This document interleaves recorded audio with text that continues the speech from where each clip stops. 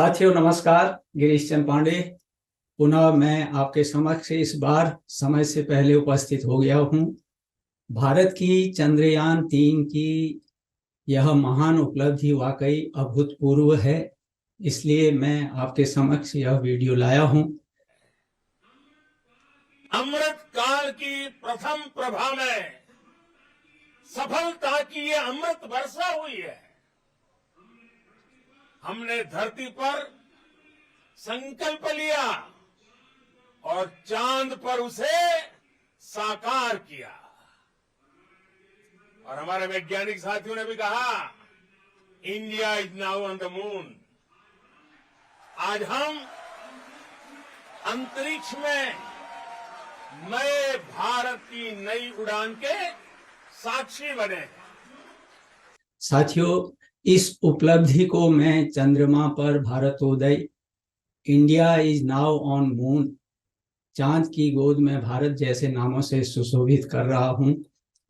और जैसा कि मैंने अपने पहले वीडियो में 14 जुलाई 2023 को चंद्रयान 3 को सफलतापूर्वक लॉन्च करने के बारे में बताया था, और उसी समय यह भी बताया था कि इसरो यानी भारतीय अंतरिक्ष एवं अनुसंधान संगठन इसरो ने सूचित किया था कि इस चंद्रयान 3 को चंद्रमा की सतह पर पहुंचने में करीब 40-45 दिन लगेंगे, यानी 23 या 24 अगस्त 2023 को यह वहां पर पहुंचेगा।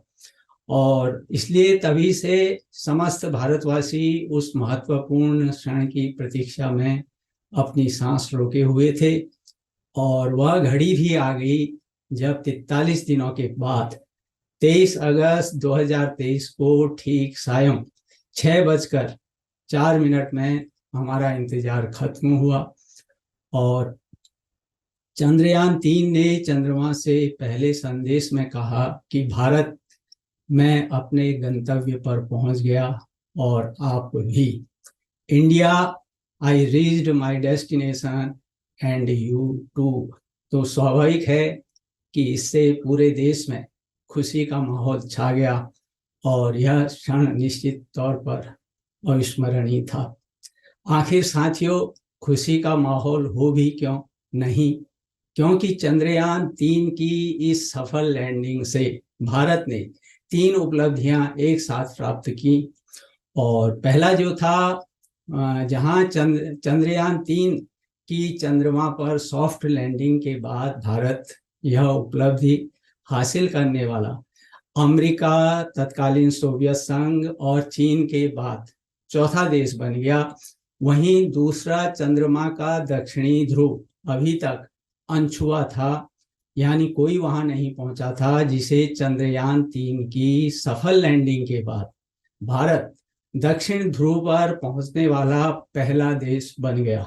क्योंकि अब तक जितने भी मिशन चंद्रमा पर गए हैं वे चंद्रमा के भूमध्य रेखा के उत्तर या दक्षिण में कुछ डिग्री अक्षांश पर ही उतरे हैं। और तीसरा है, दुनिया में ऐसा दूसरा कोई देश नहीं है जिसने इतने कम समय में और इतने कम खर्च में सफल अभियान चलाया हो। तो यह तीसरी उपलब्धि, वास्तव में यह जो अभियान था विशुद्ध भारतीय मेधा और स्वदेशी तकनीक की देन है।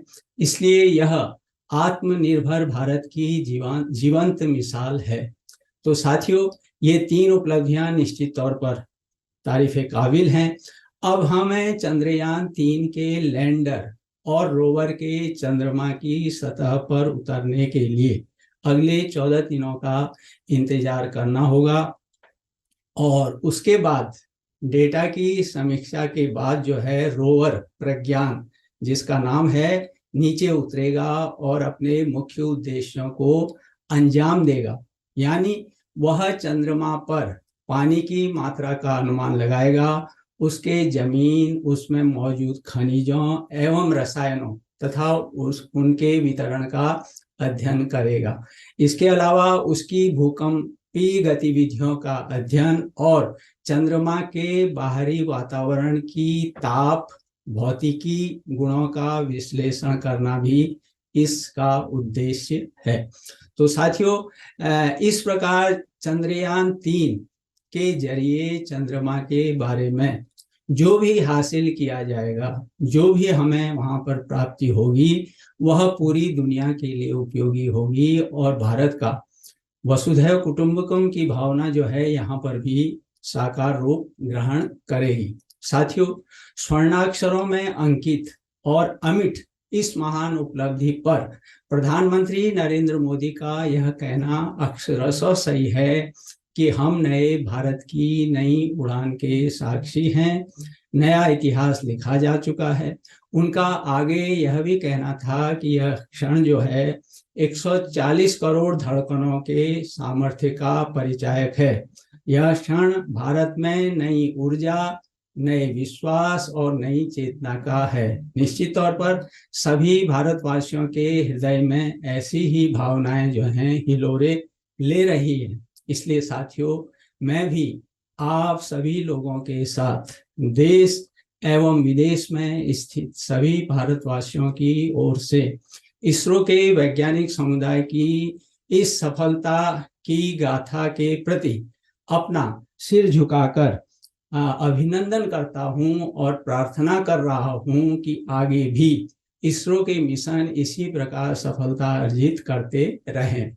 2008 से की जा रही इसरो की यह तपस्या, जबकि चंद्रयान 1 मिशन की शुरुआत हुई थी, आज पूर्ण हुई और इस उपलब्धि ने देश को अंतरिक्ष क्षेत्र में उस महान ऊंचाई पर पहुंचा दिया जिसे छूने के लिए आज विश्व समुदाय भी अवश्य लालयित हो रहा होगा, क्योंकि महान देश प्रौद्योगिकी और ज्ञान के सबसे मजबूत स्तंभों पर खड़े होते हैं और हर कोई वहां पहुंचना चाहता है। साथियों, जैसा मैंने पहले वीडियो में बताया था कि अंतरिक्ष क्षेत्र में भारत की उपलब्धि बहुत ही रोचक एवं महान उपलब्धियों से भरी पड़ी है और इस मौके पर ऐसे महत्वपूर्ण अवसर पर मैं आपको भारत की अंतरिक्ष की सैर या कहूं कि धरती से चांद के सफर में ले जाने का लोभ संवरण नहीं कर पा रहा हूं, यानी अपने को रोक नहीं पा रहा हूं। हाँ तो साथियों, चलिए मेरे साथ इस अंतरिक्ष की सैर में, और यह सैर निश्चित तौर पर लंबी होगी क्योंकि 1962 से 1962 से 2023 तक की 61 वर्षों की यह लंबी यात्रा है और इस यात्रा के दौरान अंतरिक्ष क्षेत्र में भारत की महत्वपूर्ण उपलब्धियों को भी मुझे आपको बताना है। इसलिए थोड़े से ही शब्दों में इसे समेटना मुश्किल होगा, जिस कारण वीडियो लंबा होगा और आपसे अनुरोध है कि अंत तक इस वीडियो को देखें और सब्सक्राइब एवं शेयर भी अवश्य करें। तो साथियों, यकीन मानिए आप इस वीडियो के माध्यम से अंतरिक्ष क्षेत्र में भारत की अब तक की उपलब्धियों की स्पष्ट तस्वीर से अवश्य रूबरू हो जाएंगे। तो अब आते हैं हम भारत में अंतरिक्ष की जो यात्रा है उस पर।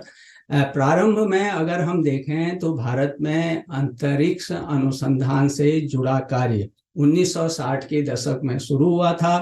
पहले इसरो को भारतीय राष्ट्रीय अंतरिक्ष अनुसंधान समिति INCOSPAR, Indian National Committee for Space Research के नाम से जाना जाता था, जिसे डॉक्टर विक्रम ए साराभाई की दूरदर्शिता पर 1962 में भारत सरकार द्वारा स्थापित किया गया था। वर्ष 1967 में पहला प्रायोगिक सैटेलाइट कम्युनिकेशन का अर्थ स्टेशन जो है अहमदाबाद गुजरात में शुरू हुआ था। इसके बाद इसरो का गठन 15 अगस्त 1969 को किया गया था। भारत का पहला उपग्रह आर्यभट्ट 19 अप्रैल 1975 को सोवियत संघ द्वारा अंतरिक्ष में छोड़ा गया था, यानी उस समय सोवियत संघ की जो है सहायता ली गई थी। 1980 के दशक में भारत भास्कर 1 और 2 की शुरुआत रिमोट सेंसिंग की दिशा में एक बड़ा कदम था। 1990 के दशक में अगर हम देखें, देश में अंतरिक्ष अनुसंधान के लिए बड़े स्तर पर आधारभूत अवसंरचना यानी इंफ्रास्ट्रक्चर जो है विकसित किया गया, ताकि इस हमारे अंतरिक्ष अनुसंधान को आगे गति मिले। और PSLV यानी पोलर सैटेलाइट लॉन्च व्हीकल और GSLV जियो स्टेशनरी सैटेलाइट लॉन्च व्हीकल ने हमारे इस अंतरिक्ष को गति दी। और वर्ष 2013 में भारत द्वारा मंगल मिशन की शुरुआत की गई। तो यह 2013 भी भारतीय अंतरिक्ष के क्षेत्र में एक महत्वपूर्ण कदम था। भारत सरकार ने देश में 2020 में निजी क्षेत्र के लिए अंतरिक्ष के दरवाजे खोल दिए, यानी अंतरिक्ष विभाग जो पहले गोपनीयता के पर्दे में काम करता था और जिसे इसकी तकनीकी या विशेषज्ञता को किसी अन्य द्वारा चुरा ले जाने का भय था, उसे समाप्त कर दिया गया। यानी जब निजी क्षेत्र के लिए अंतरिक्ष क्षेत्र को खोला गया, मोदी के द्वारा, प्रधानमंत्री नरेंद्र मोदी के द्वारा 2021 में इंडियन स्पेस एसोसिएशन यानी ISPA का शुभारंभ करना इस दिशा में एक महत्वपूर्ण कदम था। तो साथियों, स्मरणीय है कि ISPA देश की कई दिग्गज कंपनियों के सहयोग से बना है और इसके संस्थापक सदस्यों में अगर हम देखें, लार्सन एंड टुब्रो है ग्रुप का, नेल्को है, वनवेव है, भारती एयरटेल है, मैप माई इंडिया है, वाल चंदनागर इंडस्ट्री है, अनंत टेक्नोलॉजी लिमिटेड, ये ऐसी निजी कंपनियां इसमें शामिल हैं। Godrej, Azista, BST Aerospace Private Limited, BEL, Centum Electronics and Maxar India ने भी ISPA को बनाने में पूरा सहयोग दिया है, यानी इन सब की भागीदारी ISPA पर है। साथियों, मोदी इस बात को भली भांति समझते हैं कि अंतरिक्ष क्षेत्र के विकास से आम लोगों की जिंदगी में तेजी से बदलाव लाए जा सकते हैं और बेहतर मैपिंग, इमेजिंग और कनेक्टिविटी की सुविधा से किसानों और मछुआरों को मौसम की बेहतर जानकारी मिल सकती है। सामानों की शिपमेंट है और उनकी डिलीवरी है, उसमें भी तेजी आ सकती है।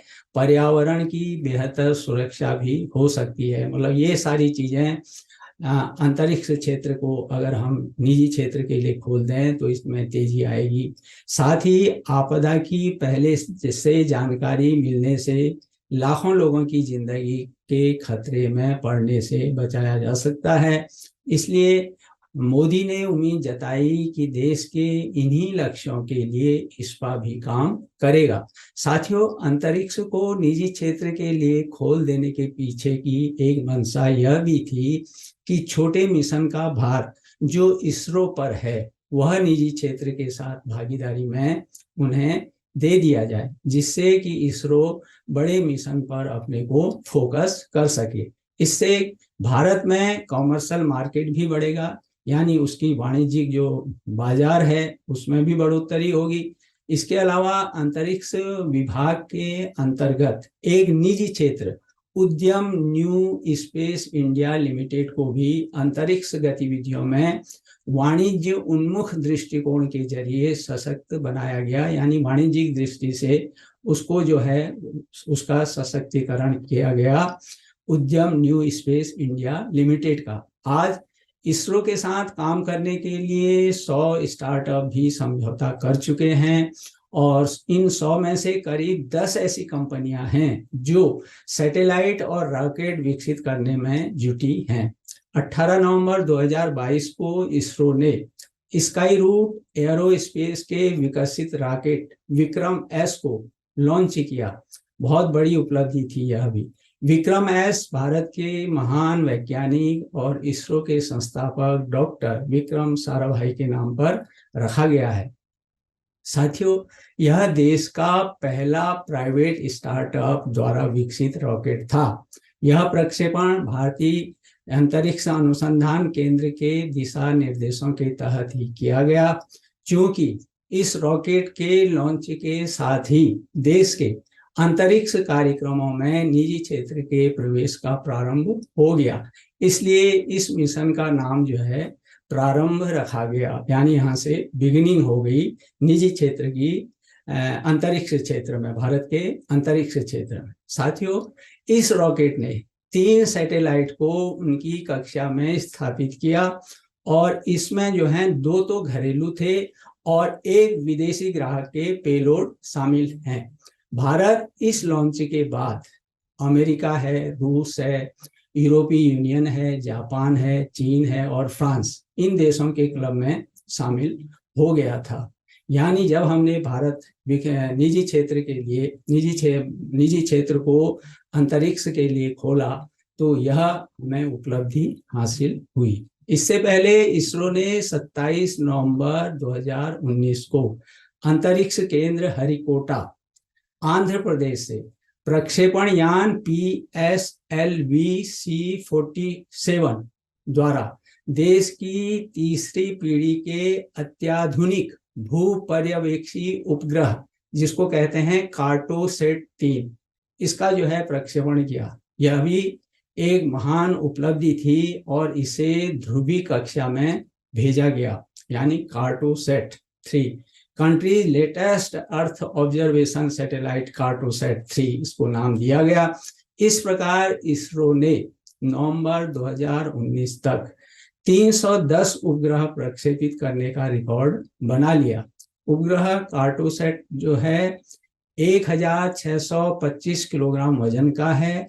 यह 5 वर्षों तक ऑर्बिट में रहेगा और इस कार्टोसैट 3 में जो है दुनिया का सबसे ताकतवर कैमरा लगा हुआ है, इसलिए इसे अंतरिक्ष में भारत की आंख कहा जा रहा है। हर पल धरती की तस्वीरें भेजने वाला यह उपग्रह हमारी सामरिक और नागरिक दोनों तरह की और भी कई तरह की जो है हमें जानकारी दे रहा है, हमारी जरूरतें पूरी कर रहा है। उल्लेखनीय है कि उरी हमले के बाद सितंबर 2016 में जब भारतीय सेना ने विख्यात सर्जिकल स्ट्राइक को अंजाम दिया था तो उसमें एक अहम रोल जो था कार्टोसैट सीरीज के उपग्रहों ने भी निभाया था। यानी वहां से हमें जो फोटो मिली उनका उपयोग करके हमने सही ठिकाने पर जो है निशाना साधा, दुश्मन के जो टेंट वगैरह थे और उनको ध्वस्त किया। इसके अलावा जब देश आज़ादी की 75वीं वर्षगांठ मना रहा था, अमृत महोत्सव था, तो उस मौके पर भी स्पेस किड्स इंडिया ने एक गुब्बारे के जरिए पृथ्वी से 30 किलोमीटर की ऊंचाई पर तिरंगे को अंतरिक्ष में भेजा था। निसंदेह यह भी एक अमोल या कहें कि एक अविस्मरणीय पल था। इसरो ने 7 अगस्त 2022 को अपना सबसे छोटा rocket small satellite launch vehicle SLLV launch किया, जो राष्ट्रीय ध्वज को अंतरिक्ष में भी ले गया। खास बात यह है कि इसे 75 स्कूलों की 750 छात्राओं ने मिलकर बनाया था। इसरो ने 2022 के अपने पहले प्रक्षेपण अभियान के तहत PSLV-C52 के जरिए धरती पर नजर रखने वाले उपग्रह EOS-04 और 2 छोटे उपग्रहों को 14 फरवरी 2022 को सफलतापूर्वक अंतरिक्ष की कक्षा में स्थापित किया था और इसरो ने तब इसे अद्भुत उपलब्धि बताया था। 23 अक्टूबर 2022 को इसरो ने लंदन स्थित ब्रिटिश कंपनी उपग्रह संचार company network access associated limited OneWeb के लिए 36 कृत्रिम उपग्रह पृथ्वी की निचली कक्षा में बड़ी कुशलता से स्थापित करके अपनी उपलब्धि से दुनिया को चकित कर दिया। इसरो ने 24 नवंबर 2022 को तिरुवनंतपुरम के थुम्बा तट से RH-200 रॉकेट के तौर पर अपना लगातार 200वां सफल प्रक्षेपण किया। साथियों, इस साउंडिंग रॉकेट का इस्तेमाल मौसम विज्ञान, खगोल विज्ञान और अंतरिक्ष भौतिकी की इसी तरह की शाखाओं पर प्रयोग करने के लिए किया जाता है। उसके बाद 26 नवंबर 2022 को पर हम आए तो इसरो ने अपने विश्वसनीय rocket polar satellite launch vehicle PSLV C54 की सहायता से ओशनसेट 3 भूटान के एक उपग्रह सहित 9 उपग्रहों को प्रक्षेपित कर अपनी अपनी कक्षाओं में सफलता से स्थापित किया। इसके जरिए क्या होगा कि महासागरों के अध्ययन में मदद मिलेगी। इसके अलावा भारत द्वारा दुश्मन मिसाइल को हवा में ही नष्ट करने की क्षमता वाली इंटरसेप्टर मिसाइल का भी सफल प्रक्षेपण इस बात का सबूत है कि वह बैलिस्टिक मिसाइल रक्षा तंत्र के विकास में बड़ी कामयाबी हासिल कर चुका है। यहाँ यह भी उल्लेखनीय है कि 2 अप्रैल 2023 को प्रक्षेपण यान RLV reusable launch vehicle RLV के प्रक्षेपण में बड़ी सफलता हासिल हुई। इस सफल परीक्षण के साथ ही भारत दोबारा इस्तेमाल किए जा सकने वाले प्रक्षेपण यान बनाने के और करीब पहुंच गया और दुनिया का 6ठा देश बन गया। यह उपग्रह को अंतरिक्ष में स्थापित कर वापस लौट आएगा, जिससे न सिर्फ इसकी लागत में कमी आएगी बल्कि मानव को अंतरिक्ष में घुमाने में भी इसका प्रयोग किया जा सकेगा। साथियों, इसी क्रम में इसरो ने 29 मई 2023 को अंतरिक्ष में पूर्ण स्वदेशी सैटेलाइट नाविक को सफलतापूर्वक लॉन्च कर एक बड़ी उपलब्धि हासिल की। यह नागरिक उड्डयन के क्षेत्र में यानी सिविल एविएशन के क्षेत्र में बेहतर सेवाएं देने में सक्षम होगा। इसरो का यह नाविक सैटेलाइट तीसरी आंख का काम करेगा। इससे नेविगेशन सर्विस में सुधार, भारतीय सेना की निगरानी क्षमता में वृद्धि और अंतरिक्ष अर्थव्यवस्था में भी भारत की हिस्सेदारी जो है बढ़ेगी। इसके साथ ही भारत ने रूबिडियम परमाणु घड़ी के निर्माण और उपयोग में भी आत्मनिर्भरता हासिल कर ली है। इसरो के मुताबिक पहले सैटेलाइट के लॉन्चिंग में जो है वैज्ञानिक तारीख और स्थान का निर्धारण करने के लिए यह रूबिडियम जो है परमाणु घड़ियां जो इस्तेमाल होती थी वह आयात की जाती थी, लेकिन अब इसमें देश आत्मनिर्भर हो गया है, अपने देश में इनका निर्माण होने लगा है।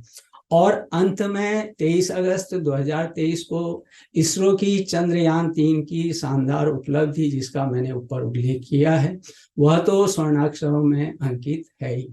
तो यही साथियों, ये पूरा तारीख एक प्रकार से डेट वाइज मैंने आपके सामने अंतरिक्ष क्षेत्र में भारत की उपलब्धियों को रखा है। यही नहीं साथियों, भारत ने पिछले 5 वर्षों में विशेष रूप से अंतरिक्ष अन्वेषण में सहयोग के लिए अमेरिका है, जापान है तथा ब्रिटेन है, इनके साथ समझौते भी किए हैं। और अमेरिका के साथ तो हाल ही में जून 2023 में जब प्रधानमंत्री नरेंद्र मोदी अमेरिकी यात्रा में गए थे तो अमेरिका के साथ आर्टेमिस समझौता किया गया है। साथियों, भारतीय अंतरिक्ष की अगर हम वैश्विक साझेदारी को देखें तो इसरो अभी विश्व में एक भरोसे लायक अंतरिक्ष एजेंसी के रूप में खरा उतरा है, क्योंकि दुनिया भर की अंतरिक्ष कंपनियों में असफलता की सबसे कम दर अगर कहीं है तो वह इसरो में है। इस प्रकार कम लागत और सफलता की गारंटी इसरो की सबसे बड़ी ताकत कही जाती है। और जब ये दोनों चीजें कहीं पर भी हों तो आप सहज ही अनुमान लगा सकते हैं कि वह संगठन या वह संस्था कहाँ तक सफलता की ऊंचाइयां छूती है। ध्यान रहे, इसरो की कमाई का मुख्य जरिया इसके सैटेलाइट लॉन्चर्स हैं। जुलाई 2023 तक अगर हम देखें तो इसरो ने 36 देशों के 431 सैटेलाइट लॉन्च किए हैं। जुलाई 2022 तक विदेशी सैटेलाइट की लॉन्चिंग से इसरो को कुल 22.3 करोड़ 22.3 करोड़ डॉलर की कमाई हुई है, और वह भी तब जब भारत रॉकेट लॉन्च करने की क्षमता से लेस टॉप 10 देशों में, शीर्ष 10 देशों में शामिल है। आज की तारीख में अगर हम देखें, 600 अरब डॉलर के इस ग्लोबल स्पेस इकोनॉमी में भारत की हिस्सेदारी महज 2% है, और सरकार का लक्ष्य है कि दशक के अंत तक मार्केट को, इस जो अंतरिक्ष मार्केट के जो वैश्विक अंतरिक्ष मार्केट है उसमें 9% तक भारत का कब्जा हो जाए, यानी उसकी भागीदारी 9% तक पहुंच जाए। इसलिए चंद्रयान 3 अभियान की सफलता से निकट भविष्य में कोई संदेह नहीं है कि भारत की अंतरिक्ष उद्योग में तेजी से बढ़ोतरी होगी। साथियों, इसरो ने ऑस्ट्रेलिया है, ब्राजील है, कनाडा है, Colombia, Finland, France, Israel, Italy, Japan, Lithuania, Luxembourg, Malaysia, Netherland, Korea गणराज्य, सिंगापुर, स्पेन, इंग्लैंड, अमेरिका, या इन देशों के विभिन्न संगठनों के उपग्रह लॉन्च किए हैं। और एक बहुत बड़ी उपलब्धि हम इसको कह सकते हैं इसरो की। दुनिया के अंतरिक्ष बाजार में स्वाभाविक है कि इसरो की विश्वसनीयता लगातार बढ़ रही है।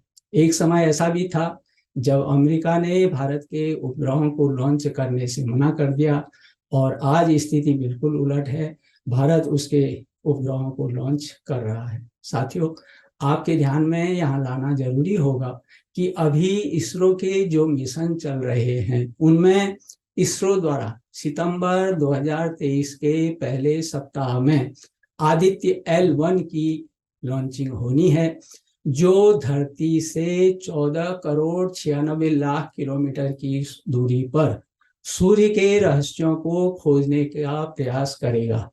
दूसरा, देश का पहला मानव अंतरिक्ष उड़ान अभियान गगनयान का शुभारंभ 2024 की चौथी तिमाही में प्रस्तावित है।